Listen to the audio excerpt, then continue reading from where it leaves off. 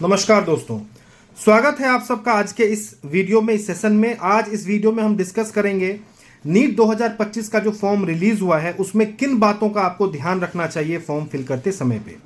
बहुत इंपॉर्टेंट है। इस वीडियो को अच्छे से आप स्टार्टिंग से लास्ट तक देखिएगा। मैं बहुत लंबी वीडियो नहीं बनाऊंगा, 10 मिनट 12 मिनट का वीडियो होगा। इसमें मैं सारे इंपॉर्टेंट पॉइंट्स को कवर करूंगा जो कि बहुत इंपॉर्टेंट हैं। फॉर्म फिल करते समय पे स्टूडेंट्स बहुत गलतियां कर देते हैं जिसकी वजह से बाद में उनको परेशानी होती है, काउंसलिंग के टाइम पे परेशानी होती है। सो इन चीज़ों का ध्यान रखना बहुत ज़रूरी है। सबसे पहली बात, जो डेट्स हैं वो 7 तारीख से लेके 7 फरवरी से 7 मार्च तक का है, जो आप लोगों ने नोटिफिकेशन में देख लिया होगा।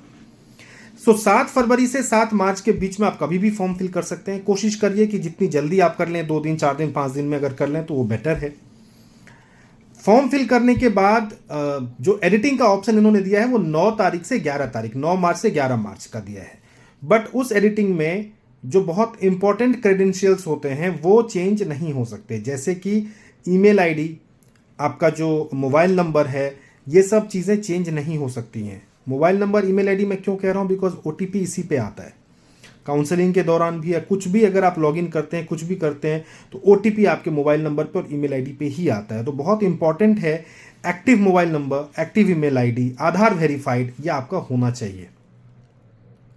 अगर ये आपका प्रॉपर है, ये सारी चीज़ें हैं, तो किसी तरह की कोई दिक्कत नहीं आएगी।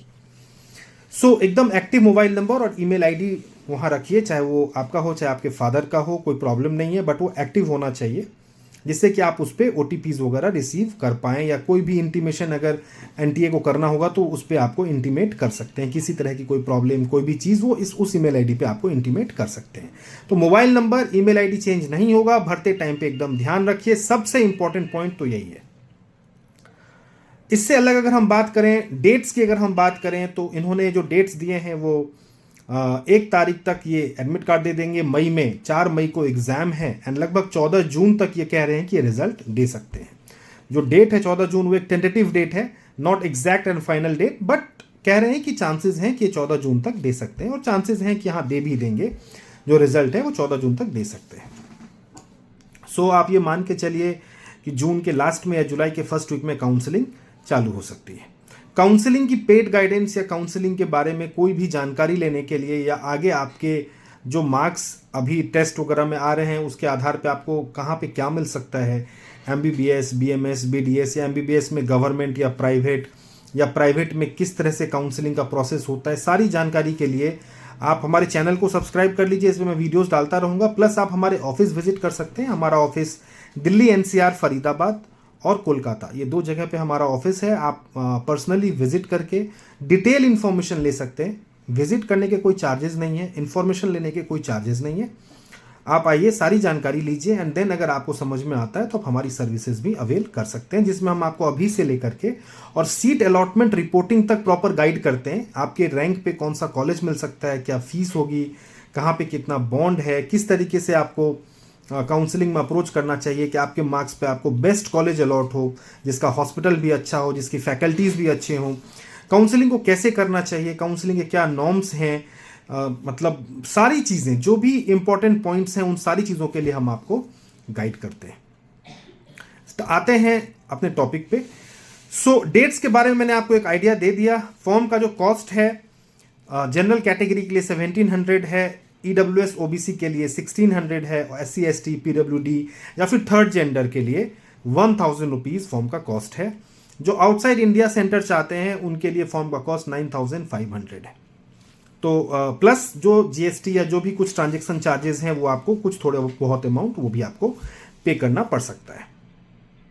इसके बाद अगर हम बात करें जो इंपॉर्टेंट पॉइंट्स है, एक तो मैंने मोबाइल नंबर और ईमेल आईडी का आपको बताया, दूसरा कास्ट सर्टिफिकेट या जो भी डॉक्यूमेंट्स हैं वो इस बार अपलोड करने के लिए कहा जा रहा है। तो डॉक्यूमेंट्स में 10th की, 12th की, या जो भी आपके पास में मार्कशीट, सर्टिफिकेट्स हैं, जब आप फॉर्म फिल करेंगे, फॉर्म फिल करते हुए जब आप आगे बढ़ेंगे तो वहाँ पे आपसे डॉक्यूमेंट्स की डिटेल्स मांगी जाएंगी और उसको अपलोड करने के लिए कहा जाएगा। कास्ट कैटेगरी सर्टिफिकेट के लिए कंपल्सन नहीं है कि आपको अभी अपलोड करना है, ऐसा कंपल्सन नहीं है। आपके पास है तो आप अपलोड कर दीजिए, नहीं है तो आप अपलोड नहीं भी करेंगे तो वो ऑप्शनल है। कोई ज़रूरी नहीं है कि आपको अपलोड करना ही करना है। आप लिख, वहाँ पे एक पॉइंट है कि आपने अप्लाई किया है और वो अभी बन के नहीं आया, उस पर भी आप क्लिक करके आगे बढ़ सकते हैं। एंड कास्ट सर्टिफिकेट अगर आप अपलोड नहीं भी करना चाहते हैं तो अभी आप नहीं करेंगे, कोई दिक्कत नहीं है। ये पॉइंट मैं क्यों कह रहा हूं, बिकॉज कास्ट सर्टिफिकेट अपलोड करने में समस्या आती है दो स्टूडेंट्स को, OBC category and EWS category. OBC category भी इनकम स्लैब में है कि मतलब जिसका इनकम स्लैब 8 लाख के नीचे नीचे है वही ओबीसी एनसीएल में आता है। तो जो नॉन क्रीमी लेयर में है उन्हीं को ओबीसी का बेनिफिट भी मिलता है। इन्होंने जो नोटिफिकेशन दिया है इसमें मेंशन कर दिया है कि अगर आप ओबीसी एनसीएल में नहीं आते हैं, आप क्रीमी लेयर में आते हैं, नॉन क्रीमी लेयर में नहीं आते, तो आप जनरल में फॉर्म फिल कर सकते हैं। आप ओबीसी में मत करिए बिकॉज उसका कोई बेनिफिट आपको नहीं मिलेगा। ये साफ साफ इन्होंने मेंशन कर दिया है। तो जो भी कोई स्टूडेंट क्रीमी लेयर में फॉल करता है ओबीसी में, वो जनरल में ही फॉर्म भरे, क्योंकि ओबीसी का उसको कोई बेनिफिट नहीं मिलने वाला है। जो नॉन क्रीमी लेयर में फॉल करते हैं, हर स्टेट का अलग नॉर्म है, सेंट्रल का अलग नॉर्म है नॉन क्रीमी लेयर का। सो वो देख लें कि वो नॉन क्रीमी लेयर में फॉल करते हैं या नहीं करते हैं। जो उनका इनकम स्लैब है उसको अच्छे से देख लें कि उनका जो 2025 का जो सर्टिफिकेट है वो बनेगा 1 अप्रैल के बाद, या आप कह सकते हैं 31 मार्च के बाद। सो 1 अप्रैल के बाद वो सर्टिफिकेट बनाएं, और जैसे बहुत सारे स्टूडेंट्स फॉर्म भरते टाइम पे ही अप्लाई कर देते हैं, उनका 15 दिन में बन के भी आ जाता है, उसका कोई बेनिफिट नहीं है। आपका जो सर्टिफिकेट है वो 1 अप्रैल के बाद का ही होना चाहिए, बिकॉज ये फाइनेंशियल ईयर जब एंड होगा उसके बाद आपका बनेगा कि आपका जो इनकम स्लैब है वो क्या है। सो फाइनेंशियल ईयर 31 मार्च को एंड होता है, तो उसके बाद का सर्टिफिकेट आपका होना चाहिए, जो इशू डेट है वो उसके बाद का होना चाहिए। सेम ओबीसी में, सेम ईडब्ल्यूएस में। ईडब्ल्यूएस में भी इकोनॉमिकल वीकर सेक्शन के जो स्टूडेंट्स हैं वो जो अपना सर्टिफिकेट बनाएंगे वो 1 अप्रैल के बाद बनाएंगे, इस बात का पूरा ध्यान रखें। तो आप अभी मेंशन कर दीजिए कि आप ईडब्ल्यूएस में फॉल करते हैं, आप ओबीसी एनसीएल में फॉल करते हैं, सर्टिफिकेट आपके पास नहीं है, कोई प्रॉब्लम नहीं है, वो ऑप्शनल है, आपको अपलोड करने की जरूरत नहीं है। आप 1 अप्रैल के बाद उसको बना करके अपने पास रख सकते हैं, और जब काउंसलिंग होगी उस टाइम पे उसका इस्तेमाल आप कर सकते हैं। सो बहुत सारे स्टूडेंट्स हैं जो कि स्टेट में ओबीसी नहीं है बट सेंटर में ओबीसी में है। कुछ स्टूडेंट्स हैं जो सेंटर में ओबीसी में नहीं है, स्टेट में ओबीसी में है, वो अपने हिसाब से फिल कर सकते हैं फॉर्म, कोई दिक्कत वाली बात इसमें नहीं है। अगर हम बात करें इसके अलावा और क्या इंपॉर्टेंट पॉइंट्स हैं, सबसे इंपॉर्टेंट पॉइंट ये है कि आप mobile number, email ID. Second important point ये है कि अपने नाम की स्पेलिंग, अपने फादर के नाम की स्पेलिंग, मदर के नाम की स्पेलिंग बिल्कुल एकदम जो आपके 10th के मार्कशीट में है उसके साथ मैच होता हुआ होना चाहिए। मतलब कोई भी चीज, अभी आपके पास एबंडेंट ऑफ टाइम है, टाइम की कोई कमी नहीं है, कोई हड़बड़ाने की जरूरत नहीं है। अगर कोई स्टूडेंट साइबर कैफे से फॉर्म फिल कर रहा है, बहुत स्टूडेंट्स होते हैं जो साइबर कैफे से जाके फॉर्म फिल कराते हैं, तो साइबर कैफे से फॉर्म फिल करते टाइम पे आप इन बातों का ध्यान रखें कि वो जो भी फॉर्म फिल कर रहे हैं, बिकॉज वो बहुत फास्ट फॉर्म फिल करते हैं, उनको आदत होती है फॉर्म फिल करने की, कई बार उसमें छोटी छोटी गलतियां हो जाती हैं।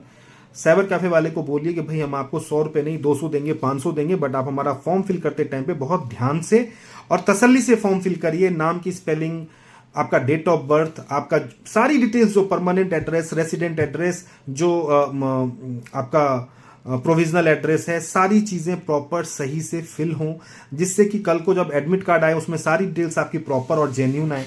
जो फोटोग्राफ है वो 1 जनवरी के बाद का होना चाहिए। उसमें नीचे जो है आपका वो भी क्लिक किस डेट में हो रहा है वो भी उसमें मेंशन होना चाहिए, उन्होंने प्रोस्पेक्टस में मेंशन कर दिया है। सो रिसेंट फोटो होना चाहिए, यानी अभी का, पुराना फोटो है तो वो नहीं चलेगा। फोटो आप खिंचवा के passport size photo and passport size photo के साथ जो है वो पासपोर्ट साइज फोटो आप खिंचवा लीजिए एंड वो आप जो है यहाँ पे डाल के चल सकते हैं। सो रिसेंट फोटो होना चाहिए, जो किस साइज में अवेलेबल होना चाहिए फोटो, या किस फॉर्मेट में होना चाहिए फोटो, थंब इंप्रेशन, सिग्नेचर, सारी डिटेल्स दी हुई हैं। जेपीईजी या जेपीजी फॉर्मेट में ही ज्यादातर चीजें इन्होंने मांगी हैं। और उसका वेट कितना होना चाहिए, 10 KB से लेके 50 KB फोटो का, या फिर कोई डॉक्यूमेंट आप सबमिट कर रहे हैं तो वो 200 KB तक उसका वेट होना चाहिए। सब कुछ मेंशन है। और अगर आपके पास में जो अवेलेबल है उसका साइज उतना नहीं है तो फॉर्मेट चेंज करने के लिए भी ऑप्शन दे रखा है उन्होंने। सो सारी चीजें अवेलेबल हैं, तसल्ली से आराम से बैठ के फॉर्म फिल करिए, स्पेलिंग का ध्यान रखिए, date of birth, email ID, नाम, इन सारी चीज़ों का प्रॉपर ध्यान रखिए। सेंटर फिल करते टाइम पे जो आप एक्सपेक्ट कर रहे हैं कि आप कहाँ पे आप सेंटर भरना चाहते हैं, प्राइमरी या सेकेंडरी जो भी है उसका ध्यान रखिए। ये सारे इंपॉर्टेंट पॉइंट्स हैं जो आपको फॉर्म फिल करते टाइम पे ध्यान रखना है। बाकी आप सारे ही मतलब 12th पास स्टूडेंट्स हैं या 12th अपियरिंग स्टूडेंट्स हैं, तो फॉर्म फिल करते टाइम पे बेसिक चीज़ों के बारे में डिस्कस करने का कोई लॉजिक नहीं है, वो आप खुद समझ लेंगे।